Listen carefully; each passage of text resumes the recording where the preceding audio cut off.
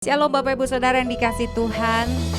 Kita sangat bersyukur kalau hari ini kita boleh ada semua karena anugerah Tuhan. Kita boleh bersyukur masuki di bulan Mei. Mari saat ini setiap kita, mari buka hatimu dan datang kepada Tuhan dengan penuh kerinduan. Mari saat ini kita bersatu hati dalam doa Bapak Ibu Saudara. Bapa, kami bersyukur Tuhan, terima kasih atas penyertaan-Mu dalam hidup kami Tuhan. Kebaikan dan kasih setiamu yang kami alami Tuhan. Kami sangat bersyukur Tuhan. Terima kasih buat segalanya. Dan pada hari ini Tuhan, biar setiap kami datang, kami buka hati kami untuk kami memuji menyembah Tuhan. Sebab kami percaya waktu kami memuji menyembah Engkau, hadirat-Mu memenuhi setiap kami Tuhan. Terima kasih Bapa yang baik. Hanya di dalam nama Tuhan Yesus, haleluya. Amin, amin. Mari berikan tepuk tangan buat Tuhan kita. Haleluya.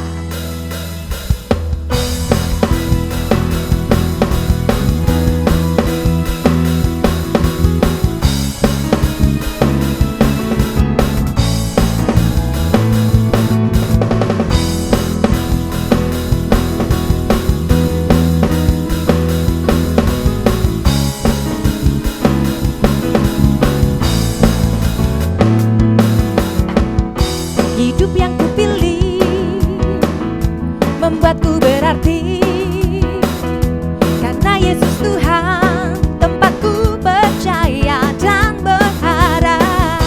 Ku buka mataku, lihat sekelilingku, ku harus nyatakan kebenarannya yang membebaskan.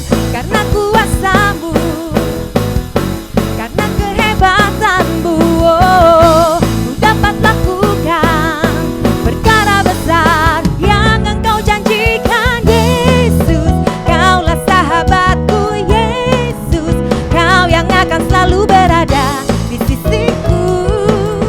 Kau sumber kuatku, oh Yesus, Kaulah sahabatku. Yesus, Kau yang tak pernah jemu-jemu di sisiku.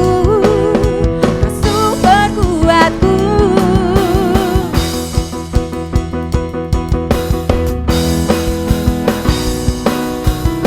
Thank you Jesus Lord. Hidup yang kupilih membuatku berarti, amin Tuhan. Karena Yesus Tuhan tempatku percaya dan berharap. Ku buka mataku, lihat sekelilingku, ku harus nyatakan kebenarannya yang membebaskan.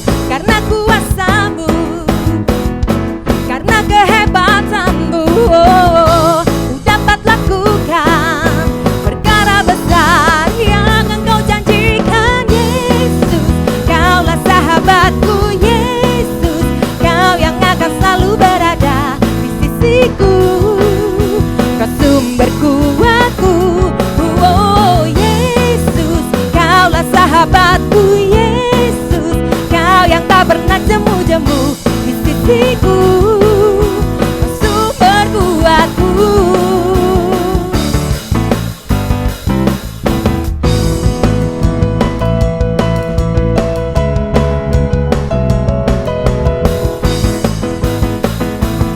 Terima kasih Tuhan, Engkau menjadi sahabat buat kami. Woo!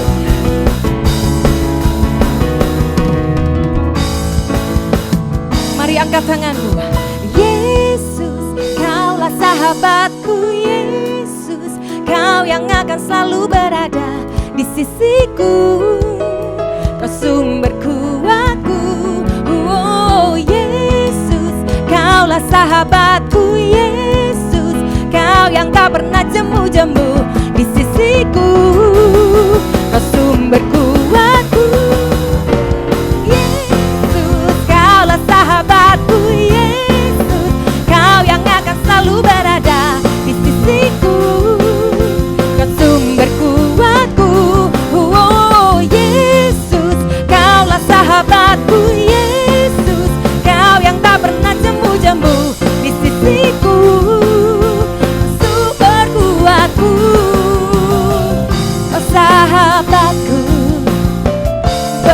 berada di sisiku, kau sahabatku selama-lamanya. Kau sahabatku berada di sisiku selama-lamanya.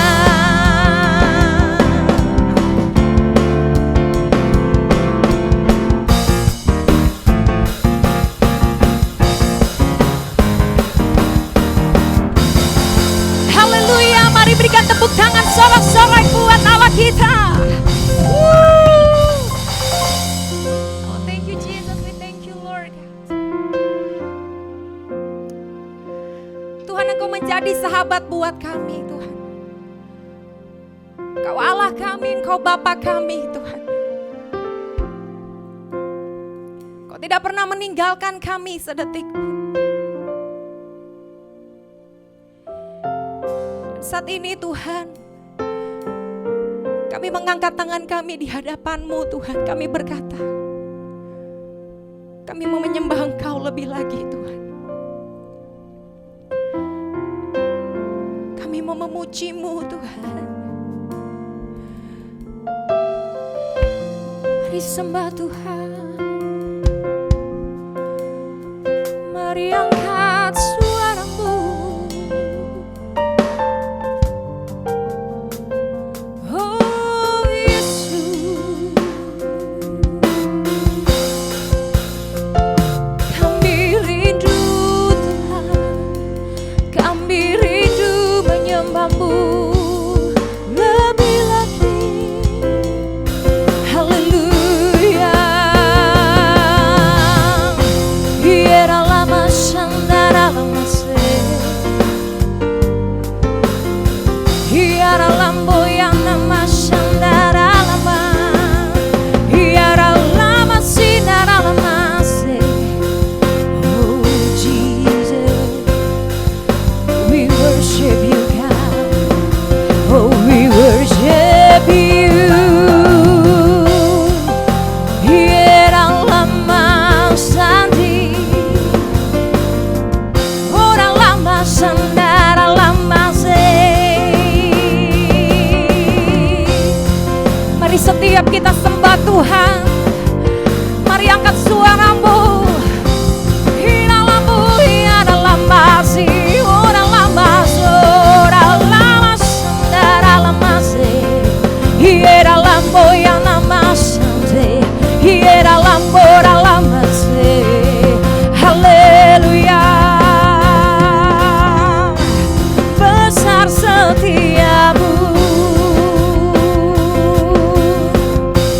besar kasih-Mu dalam hidupku.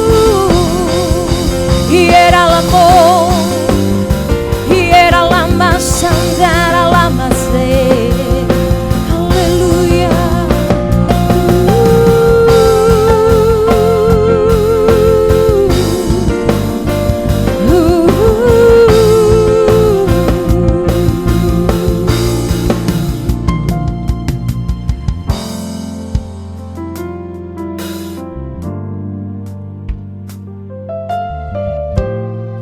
We thank you Lord Jesus God.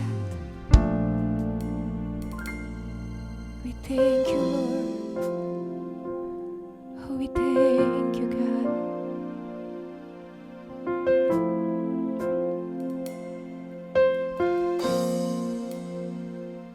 Tiada yang seperti Engkau, kuasa-Mu mengubah hidupku, kasih-Mu tak berkesudahan, nyata di dalam hidupku. Tiada yang seperti Engkau, kuasa-Mu mengubah hidupku,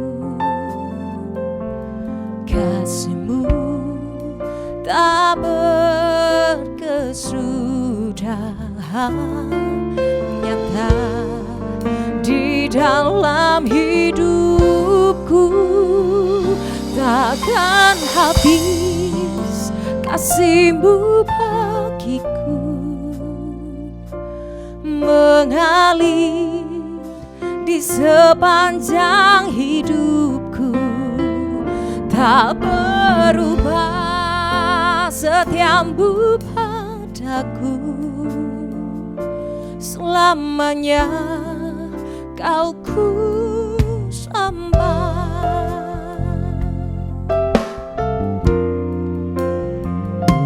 Tiada yang seperti Engkau, kuasa-Mu mengubah hidupku. Kasih-Mu tak berkesudahan, nyata di dalam hidupku. Tiada yang seperti Engkau, kuasa-Mu mengubah hidupku. Kasih-Mu tak berkesudahan, nyata di dalam hidupku. Takkan habis kasih-Mu bagiku, mengalir di sepanjang hidupku. Tak berubah setia-Mu padaku, selamanya Kau ku sembah. Takkan habis kasih-Mu bagiku, mengalir di sepanjang hidupku. Tak berubah setia-Mu padaku, selamanya Kau ku sembah. Orang lama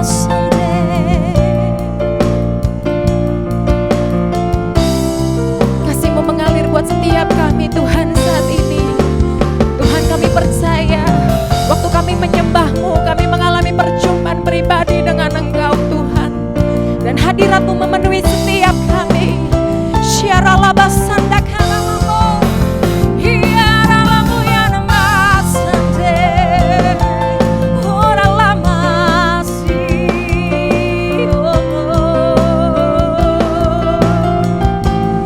Mari bebaskan rohmu, mari sembah Tuhan.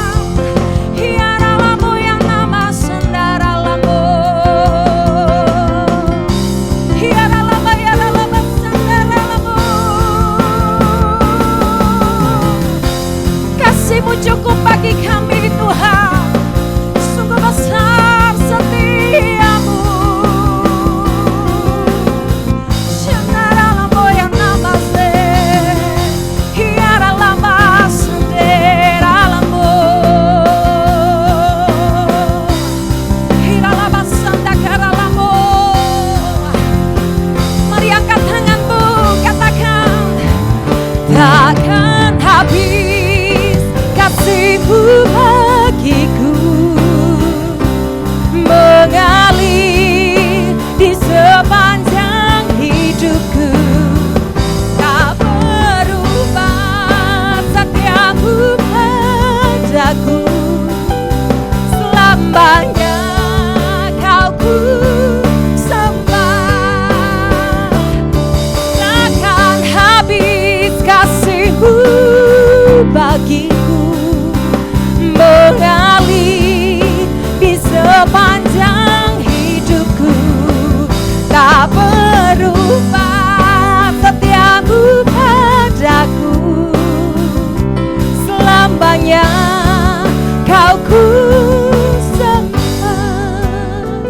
Takkan habis kasih-Mu bagiku, mengalir di sepanjang hidupku. tak berubah, setiamu padaku selamanya. Kau ku sembah, selamanya Kau ku sembah, selamanya Kau ku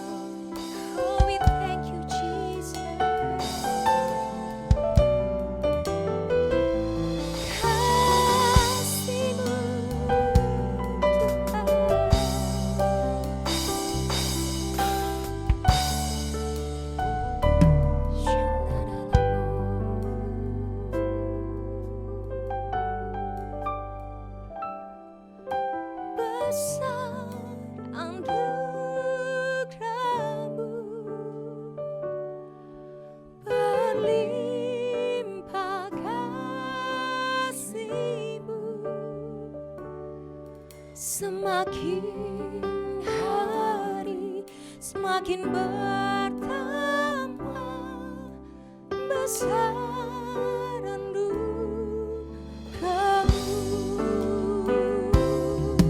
besar rindu kamu, berlimpah kasih-Mu. Semakin hari Tuhan semakin bertambah, semakin bertambah besar anugerah-Mu. Mari katakan besar anugerah-Mu, berlimpah kasih-Mu. Semakin hari semakin bertambah besar anugerah-Mu.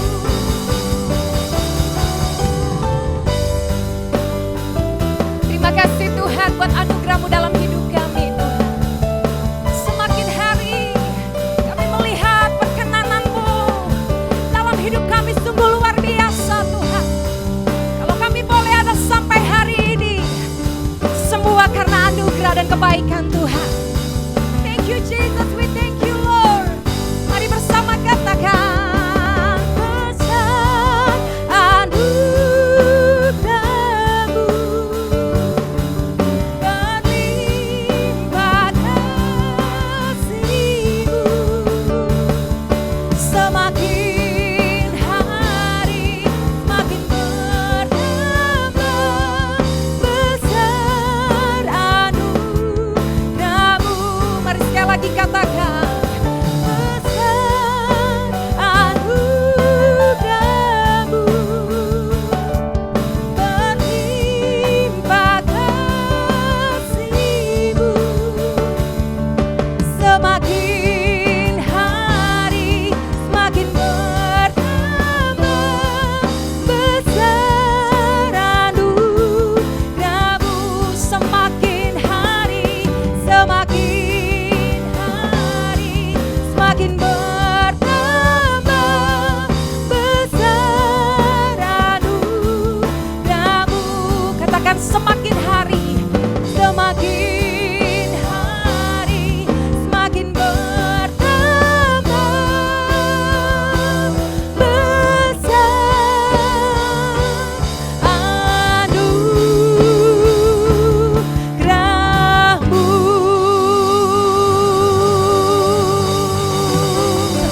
Mari berikan sorak-sorai tepuk tangan buat Allah kita.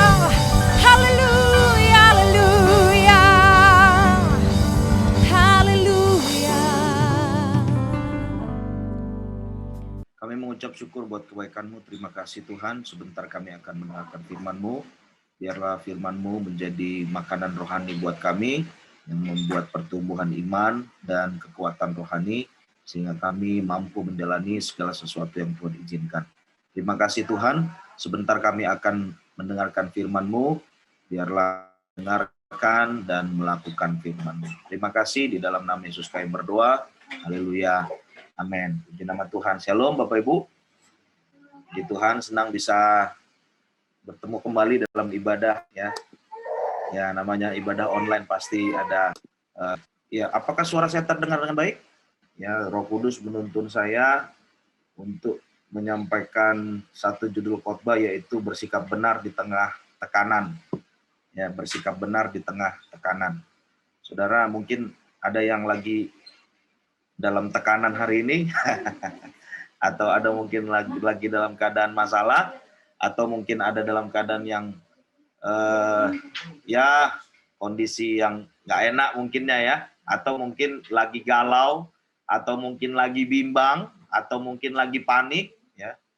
Ya, saya yakin sebagian besar kita mengalami hal tersebut, termasuk saya pribadi juga. Ya, makanya saya khotbahkan ini ya, karena semua manusia tentunya punya masalah masing-masing. Baik, kita akan memperhatikan ayat yang ke-7 sampai ke-24 ya. Ayatnya agak panjang ya, Bapak Ibu, Saudara mendengarkan saja, saya akan bacakan bagi kita. Bapak Ibu yang bisa membaca di layar, baca dalam hati. Tetapi sesudah beberapa waktu sungai itu menjadi kering, sebab hujan tiada turun di negeri itu. Maka datanglah firman Tuhan kepada Elia, bersiaplah, pergilah ke Sarfat yang termasuk wilayah Sidon, dan diamlah di sana. Ketahuilah aku telah memerintahkan seorang janda untuk memberikan kau makan. Sesudah itu ia bersiap, lalu pergi ke Sarfat. Setelah ia sampai ke pintu gerbang kota itu, tampaklah di sana seorang janda sedang mengumpulkan kayu api. Ia berseru kepada perempuan itu, katanya, cobalah ambil bagiku sedikit air dalam kendi, supaya aku minum. Ketika perempuan itu pergi mengambilnya, ia berseru lagi, cobalah ambil juga bagiku sepotong roti. Perempuan itu menjawab, demi Tuhan Allahmu yang hidup, sesungguhnya tidak ada roti padaku sedikit pun, kecuali segenggam tepung dalam tempayan, dan sedikit minyak dalam buli-buli. Dan sekarang aku sedang mengumpulkan 2-3 potong kayu api, kemudian aku mau pulang dan mengolahnya bagiku dan bagi anakku. Dan setelah kami memakannya, maka kami akan mati. Tetapi Elia berkata kepadanya, janganlah takut, pulanglah, buatlah seperti yang kau katakan. Tetapi buatlah terlebih dahulu bagiku sepotong roti bundar daripadanya. Dan bawalah kepadaku, kemudian barulah kau buat bagimu dan bagi anakmu. Sebab beginilah firman Tuhan Allah Israel, tepung dalam tempayan itu tidak akan habis, dan minyak dalam buli-buli itu pun tidak akan berkurang sampai pada waktu Tuhan memberi hujan ke atas muka bumi. Lalu pergilah perempuan itu dan berbuat seperti yang dikatakan Elia. Maka perempuan itu dan dia serta anak perempuan itu mendapat makan beberapa waktu lamanya. Tepung dan tempayan itu tidak habis, dan minyak dalam buli-buli, bisa next, tidak berkurang seperti firman Tuhan yang diucapkannya dengan perantaran Elia. Sesudah itu anak perempuan itu, pemilik rumah itu, jatuh sakit, dan sakitnya itu sangat keras, sampai tidak ada nafasnya lagi. Kata perempuan itu kepadanya, Elia, apakah maksudmu datang kemari ya abdi Allah? Singgahkah engkau kepadaku untuk mengingatkan kesalahanku dan menyebabkan anakku mati? Kata Elia kepadanya, berikanlah anakmu itu kepadaku. Elia mengambil dari pangkuan perempuan itu dan membawa naik ke kamarnya di atasnya dan membaringkan anak itu di tempat tidurnya. Sesudah itu ia berseru kepada Tuhan, katanya, ya Tuhan Allahku, apakah engkau menimpakan kemalangan ini atas janda ini juga? Ia menerima aku sebagai penumpang dan membunuh anaknya. Lalu ia menjujurkan badannya dan di atas anaknya 3 kali dan berseru kepada Tuhan, katanya, ya Tuhan Allahku, pulangkanlah kiranya nyawa anak ini ke dalam tubuhnya. Tuhan mendengarkan permintaan Elia itu, dan nyawa anak itu pun pulang ke dalam tubuhnya, sehingga ia hidup kembali. Elia mengambil anak itu, ia membawa turun dari kamar ke atas dalam rumah dan memberikan kepada ibunya. Kata Elia, ini anakmu, ia sudah hidup. Kemudian kata perempuan itu kepada Elia, sekarang aku tahu bahwa engkau abdi Allah dan firman Tuhan yang kau ucapkan itu adalah benar. Nah saudara, ya ini kisah di mana Elia itu adalah nabi pada saat itu. Ya, pada periode kerajaan Raja Ahab, ya. Waktu Raja Ahab memerintah Israel, Elia menjadi nabi waktu itu pada saat itu, ya. Nah, kemudian sebelum kisah ini Elia itu beberapa kali menghadapi satu masalah. Yang pertama ya, habis dia membunuh nabi-nabi Baal yang ratusan itu, kemudian dia ketemu dengan Isabel, ya, bukan Isabel, ya, Isabel, dan tiba-tiba nggak tahu kenapa Elia menjadi takut dengan Isabel dan dia melarikan diri, ke Sungai Kerit.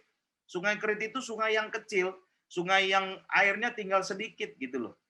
Nah, Tuhan kasih dia makan di situ, dia bersembunyi beberapa waktu di situ dalam keadaan ketakutan. Dan kemudian nggak ada makanan. Akhirnya Tuhan kirimkan burung gagak. Nah, itu latar belakangnya. Tuhan kirimkan burung gagak untuk bawa roti dan daging sama dia. Wah, luar biasa pemeliharaan Tuhan ya. Kalau burung gagak itu makanannya daging. Nah, ini burung gagak disuruh bawa daging kepada Elia. Wah, luar biasa. Harusnya burung gagak itu makan daging itu. Tapi burung gagak itu mau berbagi, dan mungkin bukan hanya berbagi, tapi memberikan bagiannya untuk Elia, supaya Elia bisa makan. Ya. Dan setelah itu Tuhan perintahkan Elia pergi ke daerah Sidon, yaitu di daerah Sarfat. Barulah ketemu dengan perempuan ini. Jadi Elia pada saat itu masih dalam kondisi pelarian. Elia waktu itu dalam kondisi masih di tengah-tengah dia punya kekurangan dan kegalauan.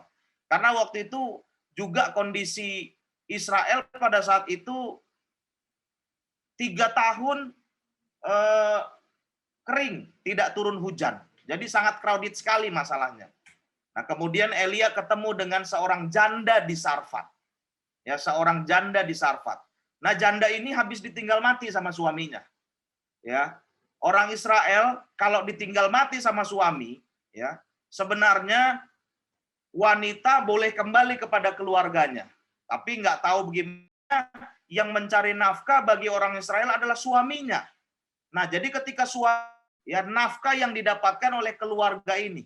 Nah, makanya perempuan ini semakin miskin dan ya, yang untuk mereka makan, dan sesudah itu mereka akan mati, kata perempuan ini.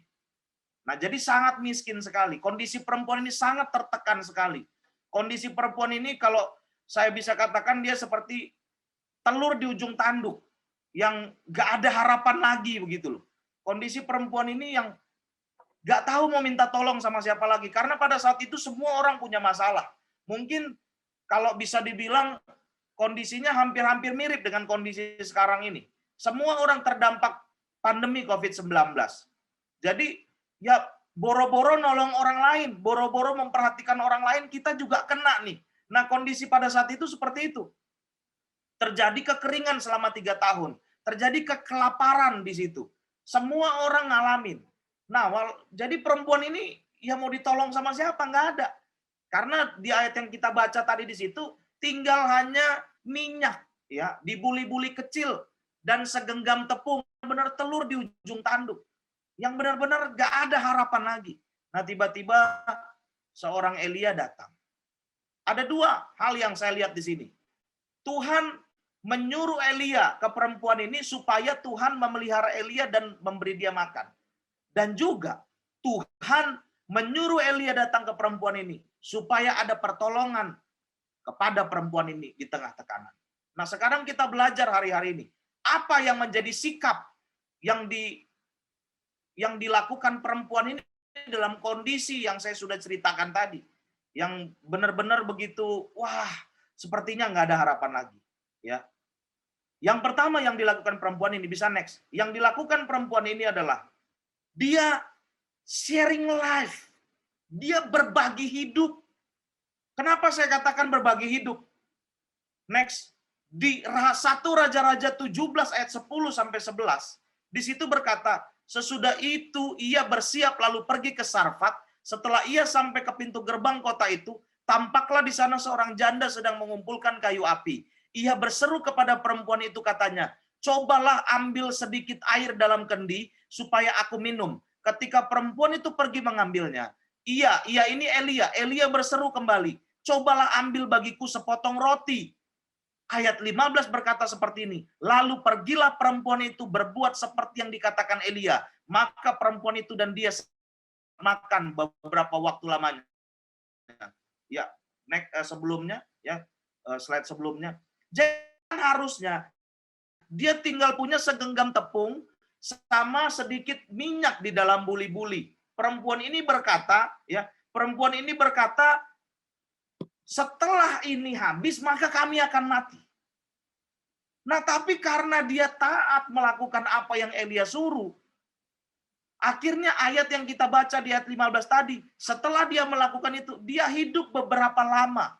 Artinya, apa kunci dari kehidupan perempuan ini? Kuncinya adalah dia berbagi hidup. Padahal hidupnya pun mungkin sudah nafasnya ya tinggal satu-satu begitu ya kalau bahasa ininya. Ya. Jadi kunci mendapatkan hidup adalah berbagi hidup. Kunci mendapatkan berkat adalah berbagi berkat. Perempuan ini orang miskin. Sudah habis hartanya dalam masa kekeringan. Dia tinggal punya segenggam tepung untuk membuat sedikit roti. Itu untuk makanan anaknya, itu pun nggak cukup untuk berdua. Dia cuma punya sedikit minyak untuk menggoreng rotinya. Tapi itu pun dia bagi kepada Elia. Dan saudara tahu, harusnya setelah habis makan itu dia mati. Tapi karena dia bagi itu sama Elia, Alkitab berkata di ayat 15 dikatakan, maka perempuan itu dan dia serta anaknya perempuan mendapat makan beberapa waktu lamanya. Alkitab tidak mencatat kematian perempuan ini. Artinya hidupnya masih terus berlanjut. Apa kunci hidupnya terus berlanjut? Karena dia berbagi di tengah-tengah kekurangan dia. Jadi kunci kehidupan dia adalah membagikan hidup. Saudara, kunci kita hidup di dunia ini justru adalah membagikan hidup kita. Kenapa laut mati disebut laut mati? Karena laut mati itu tidak pernah membagikan airnya ke muara manapun. Makanya dia disebut laut mati. Tidak ada kehidupan di sana. Oleh anugerah Tuhan saya sudah pernah ke sana, di laut mati. Itu titik terendah di dunia, saudara. Kalau kita di laut mati itu, ya, kita berenang gitu, terapung. Wah, enak sekali, ya. Enak sekali. Berdoa saudara supaya jemaat ini nanti berangkat sama-sama kita. Amin ya. Wah, terapung saudara. Kenapa? Karena tingkat garamnya tinggi banget. Kenapa tingkat garamnya tinggi banget? Oh iya, dari pantai mana, laut mana masuk airnya ke situ, setelah itu tidak dibagikan kemana-mana lagi. Padahal laut itu kan harus bermuara ke sungai mungkin atau kemana. Ya, makanya dia disebut laut mati. Nah, seperti perempuan ini, dia cuma punya sedikit saja tepung. Dia punya sedikit minyak, tapi itu pun dibaginya. Waduh. Dan ternyata saudara, itu yang menjadi kunci dia hidup. Itu yang menjadi kunci dia bertahan dalam tekanan. Hari-hari ini kita belajar ya, dari perempuan ini. Jangan sampai, waduh Pak, buat kami aja nggak cukup Pak, gimana mau bagi? Ini berbeda dengan apa yang dilakukan perempuan ini. Perempuan ini tinggal sedikit tapi masih tetap dibagi. Waduh, luar biasa Bapak Ibu. Memang itulah kunci kehidupan. Kunci kita sehat itu seperti itu. Makanya ada ungkapan berkata lebih berbahagia memberi daripada menerima. Memang saya sudah alami, saya sudah rasakan. Ketika kita memberi kepada seseorang ada satu kebahagiaan yang tidak bisa dijelaskan dalam hati ini. Memang kita memberi itu kita senang, kita mendapat sesuatu. Tapi kebahagiaan dari orang yang memberi itu berbeda. Itu membuat sehat. Next. Saudara tahu donor darah, saudara? Ya, next lagi. Ya, donor darah. Donor darah itu tujuannya buat apa? Supaya sehat, saudara. Ya, supaya sehat. Saudara bisa cek di Google, orang yang donor darah itu sehat. Seolah-olah kalau dilihat mata, waduh, kita bagikan darah kita ke orang lain, kita donorkan. Waduh, berkurang dong darah kita, jadi kurus dong kita gitu kan. Enggak, justru kita semakin sehat, saudara. Orang yang rajin donor darah itu semakin sehat. Ya. Makanya saudara, orang yang mengerti akan ini sekali setengah tahun, ya setengah tahun minimal setengah tahun, dia donorkan darahnya, itu pasti sehat, saudara. Ya. Nah, memang dari sononya Tuhan sudah buat sebuah sistem. Support system namanya, saudara. Tuhan menciptakan manusia, ada sebuah support system. Yaitu apa? Kunci hidup adalah berbagi hidup. Lihat, Adam dan Hawa. Adam dan Hawa, Tuhan bilang begini sama Adam sebelum ada Hawa. Tidak baik manusia seorang diri. Nah, efek dari tidak baik ini, saudara, saya nggak tahu. Bisa jadi Adam semakin jauh dari Tuhan, bisa jadi Adam bisa punah dan bisa jadi Adam nggak ada yang ngurus dan segala macam. Ya, panjang ceritanya itu. Ya, kalau kita lihat di Kejadian pasal 2, tidak baik manusia seorang diri. Kata tidak baiknya ini berarti satu, ada hal yang negatif akan terjadi kalau Adam tetap seorang diri. Nah, apa yang terjadi? Tuhan ambil tulang rusuk Adam. Tadinya laki-laki atau Adam itu punya 2 tulang rusuk, kiri dan kanan.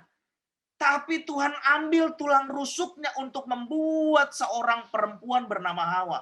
Maka ayat Alkitab berkata, aku akan menjadikan seorang penolong bagi dia.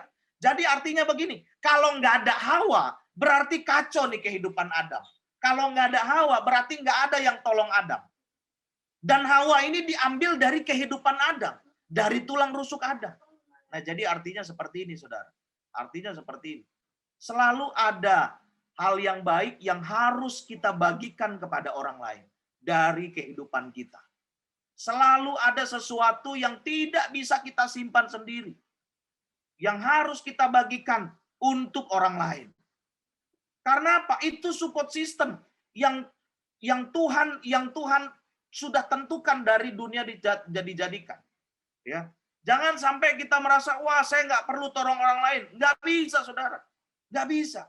Tuhan memang sudah buat support system untuk berlangsungnya kehidupan. You harus bagi kehidupan itu.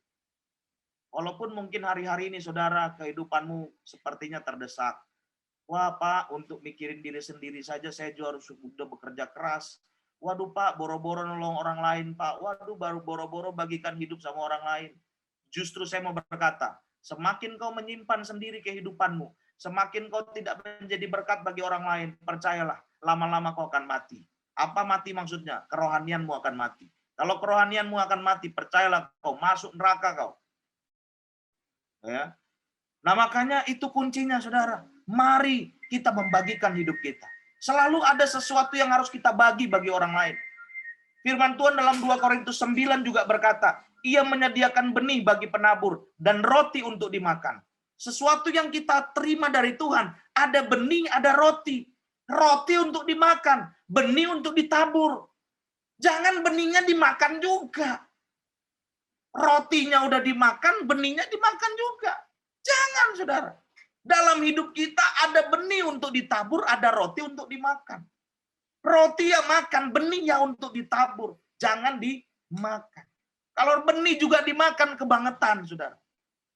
Ya, kebangetan. Dan biasanya benih itu, saudara, ya kalau kelapa, benih kelapa itu mesti kelapa yang udah kering.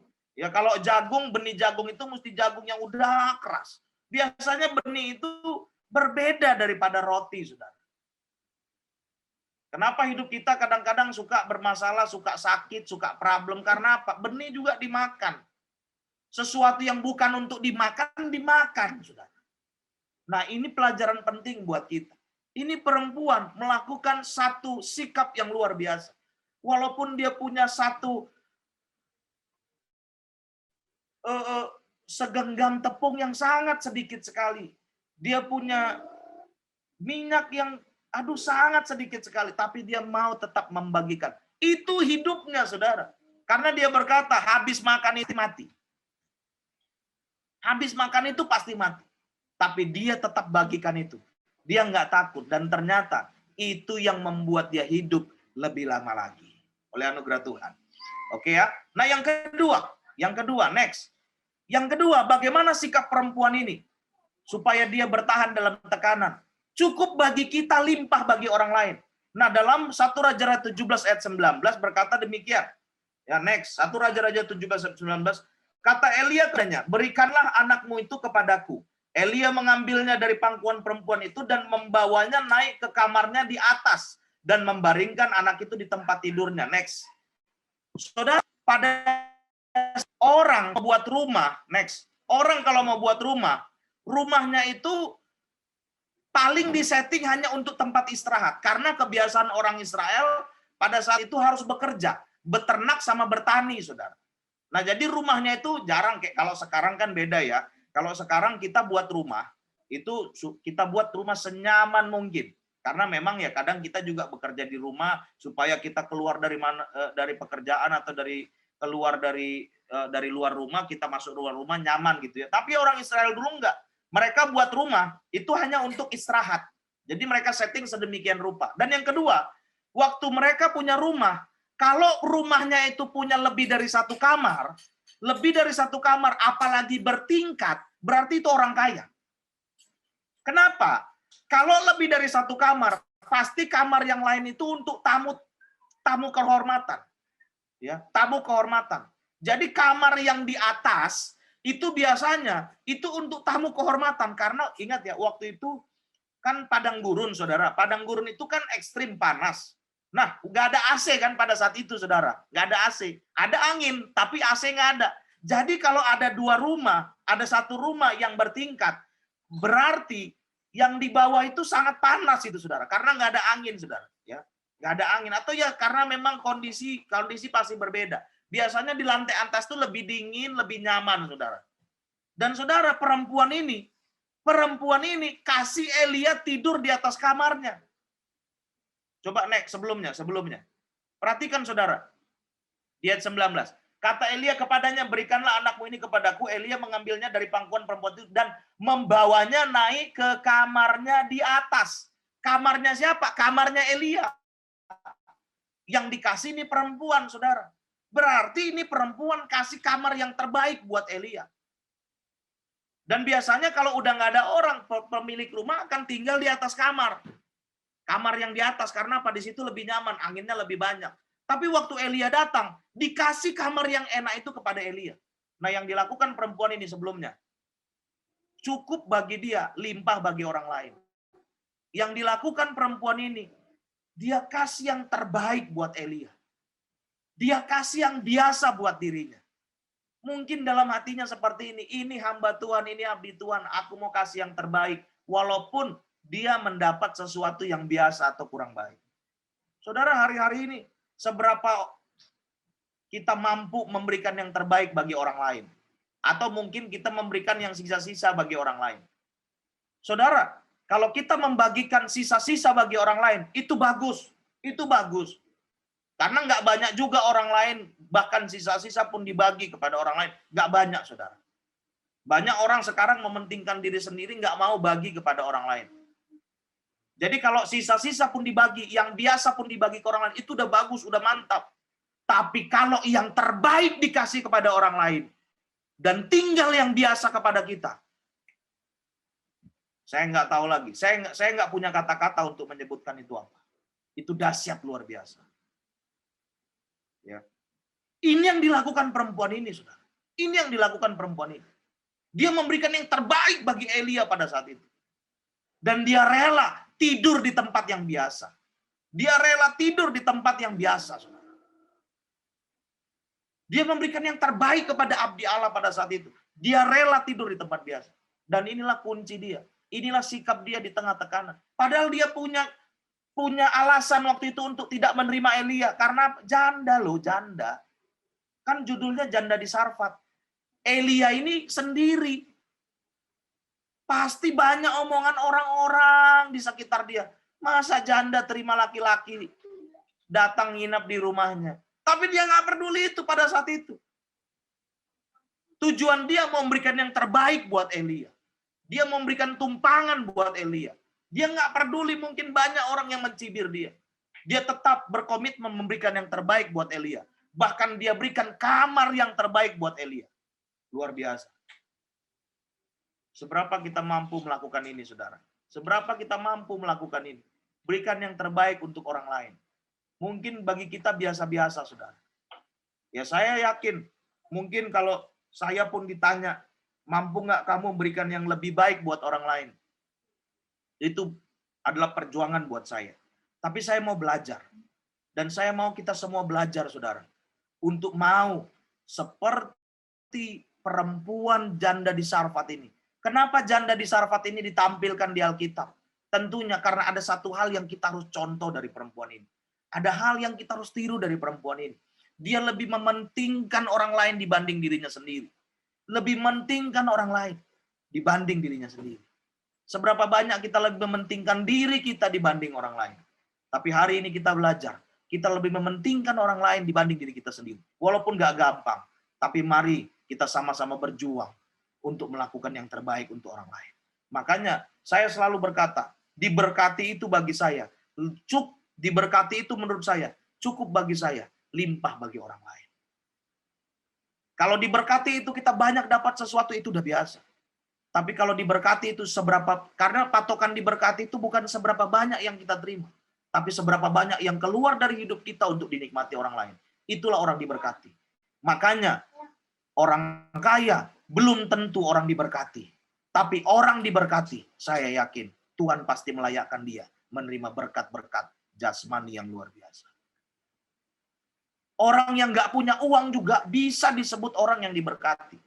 Kalau dia memberikan hidupnya yang terbaik bagi orang lain, saya yakin dia orang yang diberkati.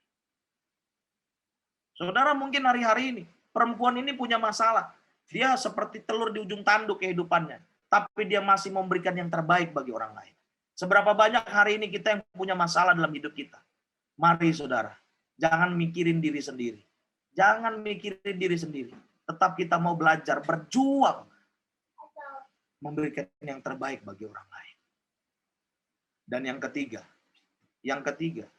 kalau ada masalah, datang sama orang yang tepat. 1 Raja-Raja 17 ayat 18 berkata, kata perempuan itu kepada Elia, apakah maksudmu datang kemari ya abdi Allah? Singgahkah engkau kepadaku untuk mengingatkan kesalahanku dan untuk menyebabkan anakku mati? Tiba-tiba anaknya sakit dan mati. Waktu anaknya sakit dan mati, dia tidak panggil orang lain. Dia tidak teriak-teriak sama orang lain. Tolong, tolong, tolong. Tidak. Dia datang sama Elia. Yang merupakan abdi Allah pada saat itu. Dia datang sama Elia. Dia katakan, apa maksudmu datang kemari? Apakah kau mau mengingatkan aku akan segala dosa-dosaku? Dia datang sama orang yang tepat. Coba dia datang sama tetangganya. Pasti tetangganya bilang begini, lu sih kan gue udah bilangin, ya hidup lu aja udah susah, sok mau nolongin orang lain. Begitu deh jadinya. Coba dia datang sama tetangganya. Ya, coba dia datang sama mungkin orang-orang yang lain tuh. Ya kan gue udah bilangin, ngapain lu kasih tumpangan sama orang yang lu kenal. Lu aja udah susah, boro-boro lu nolongin orang lain. Diri lu sendiri aja susah lu tolongin. Mati deh anak lu. Saudara bayangkan kalau dia datang sama orang yang nggak tepat lagi punya masalah. Saudara, berapa banyak di antara kita yang punya masalah, ya, datang kepada orang yang tidak tepat. Datang ke medsos lah, datang ke teman yang bukan orang benar lah. Saya mau katakan saudara, ketika engkau punya masalah, datang sama Tuhan. Amin. Datang sama hamba Tuhan. Pak, hamba Tuhan kan belum tentu, Pak, bisa dipercaya. Iya, hamba Tuhan aja belum tentu bisa dipercaya, apalagi bukan hamba Tuhan. Iya kan? Iya, tapi ya artinya begini, dalam konteks bergereja, karena ini kita gereja lokal, datanglah kepada gembala. Saya setia, saya siap saudara menanggung masalah-masalah saudara.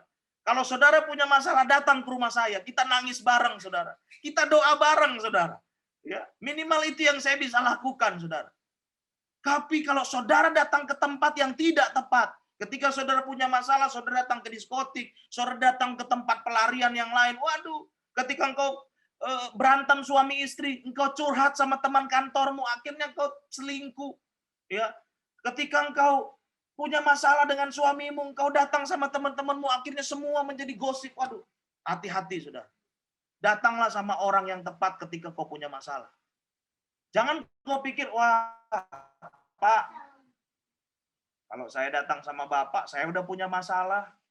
Bapak pun punya masalah. Pak Yabes juga banyak pergumulan. Bagaimana mau selesai? Next, jangan lupa saudara. Jangan terkecoh. Jangan terkecoh saudara. Elia juga waktu itu punya pergumulan loh.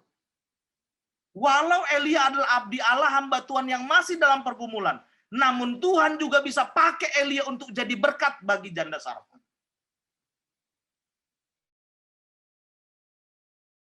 Jangan kau pikir, wah, Pak Yabes kan banyak pergumulan. Woi, bos, walaupun banyak pergumulan, masih ada otoritas surga sama hamba Tuhan. Ya, datang sama hamba Tuhan, kita berdoa sama-sama. Ya.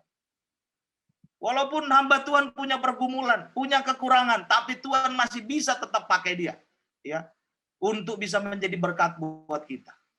Bahkan jangan macam-macam juga sama hamba Tuhan. Didoain jadi kodok, saudara. Ya.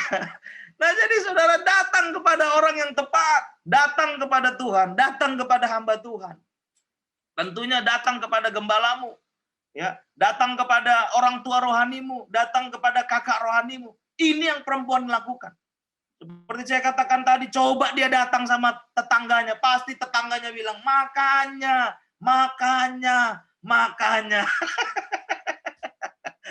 Iya kan? Saya paling malas begitu kalau cerita masalah sama seorang, jawabnya makanya. Itu pengen saya cubit aja wajahnya itu. Percayalah saudara, kalau saudara datang sama saya ceritakan masalah saudara, saya tidak akan bilang makanya, jaga kan, aku bilang. Saya akan bilang, ayo kita berdoa. Ya, ini yang dilakukan perempuan ini, saudara. Ini yang dilakukan perempuan ini. Dia tidak datang sama orang yang salah. Tapi dia datang sama Tuhan, dia datang sama hamba Tuhan. Akhirnya apa? Ada solusi. Ya, Elia mendoakan anaknya dan anaknya pada saat itu sembuh. Ya. Anaknya sembuh. Ya, hati-hati saudara, doa hamba Tuhan itu manjur, saudara. Ya, manjur. Apalagi kalau udah hamba Tuhan itu berdoa sambil angkat tangan, agak keluarkan air mata dikit, oh hati-hati, itu bahaya itu, saudara. Ya, itu bahaya. Nah, jadi datang sama orang yang tepat. Percayalah. Ya, percayalah, ketika dalam kondisi seperti itu, yang pertama, ya, yang harus kita lakukan, kunci kita bisa hidup dengan baik dan benar, dan hidup lebih lama lagi, menerima hidup bahagia, justru berbagi hidup itu sendiri. Ya, yang kedua, kunci kita diberkati adalah memberikan yang lebih baik bagi orang lain dibanding diri kita sendiri. Pak, gak gampang, iya, gak apa-apa. Mari kita berjuang bersama-sama untuk melakukan ini. Perempuan janda Sarfat ini memberikan contoh bagi kita. Dia memberikan kamar yang terbaik untuk Elia, sedangkan dia rela tidur di kamar yang biasa, yang panas mungkin tidak nyaman, saudara. Tapi dia berikan yang terbaik untuk hamba Tuhan yang datang sama dia. Dan yang ketiga, kalau engkau punya masalah, datang sama orang yang tepat. Jangan sampai kau datang sama orang yang nggak tepat. Jangan. Ya, jangan. Khusus saya kasih tahu saudara, kalau saudara punya masalah, saudara datang sama saya. Kita cerita, kita doakan sama-sama. Karena saya gembala saudara. Ya, saya gembala. Ini saya kasih tahu nih sama saudara. Jangan datang ke orang lain dulu, datang kepada saya. Kita doakan sama-sama. Saya mungkin tidak bisa memberikan apa-apa ketika engkau punya masalah. Tapi doa orang benar dan doa orang yang berunity, kita bersama-sama minta belas kasihan Tuhan. Saya yakin dan percaya saudara, mungkin Tuhan akan menurunkan belas kasihannya kepada kita. Biarlah saudara, khotbah hari ini menjadi rema dan kekuatan buat kita semua. Kita lakukan, kita renungkan dalam kehidupan kita. Mari kita berdoa. Kami mengucap syukur Tuhan buat hari ini. Terima kasih buat firman-Mu yang kami dengar. Kunci kami supaya bisa hidup justru berbagi hidup. Kunci kami diberkati adalah memberkati orang lain, memberikan yang terbaik dibanding diri kami sendiri. Memikirkan orang lain dibanding diri kami sendiri. Dan yang ketiga, ajar kami supaya kami bersikap yang benar ketika kami punya masalah. Kami datang kepada orang yang tepat. Datang kepadamu Tuhan, bukan kepada orang lain. Datang kepada gembala kami, kepada orang tua rohani kami, kakak rohani kami, bukan kepada orang lain, supaya kami mendapat jawaban yang tepat, dan juga kami berdoa bersama-sama, meminta belas kasihan. Terima kasih Tuhan, kami mengucap syukur buat kebaikan-Mu hari ini. Di dalam nama Yesus kami berdoa. Amin.